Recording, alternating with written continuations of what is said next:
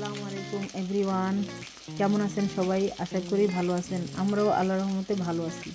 আজকে আমি আপনাদের সাথে একটা রেসিপি শেয়ার করব, খুব হেলদি রেসিপি।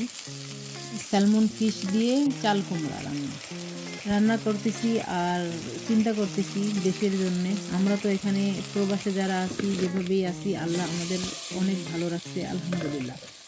তো দেশের মানুষের জন্য খুব টেনশন হয়। আল্লাহ যেন যে যেভাবেই আছে সবাইকে যেন আল্লাহ ভালো রাখে। আর যারা বন্যায় কষ্ট করতেছে এবং আমরা যারা প্রবাসে আছি, সবাই যেন আমরা মিলেমিশে একত্রিতভাবে আমরা সবাইকে হেল্প করার চেষ্টা করি। এই তো, আর সাথে ডাল বসিয়ে দিছিলাম, একটু ডাল রান্না করলাম। এই তো, সাথে আমার সবজিটাও হচ্ছিল। তো নর্মাল যেভাবে আমরা সবজি রান্না করি ঠিক ওভাবেই আমরা সবজিটা রান্না করব। এবং স্যালমন ফিশটা একটু ভেজে নিয়েছিলাম। তো লাস্টে স্যালমন ফিশটা দিয়ে ধনিয়া পাতা দিয়ে নামিয়ে ফেলছি।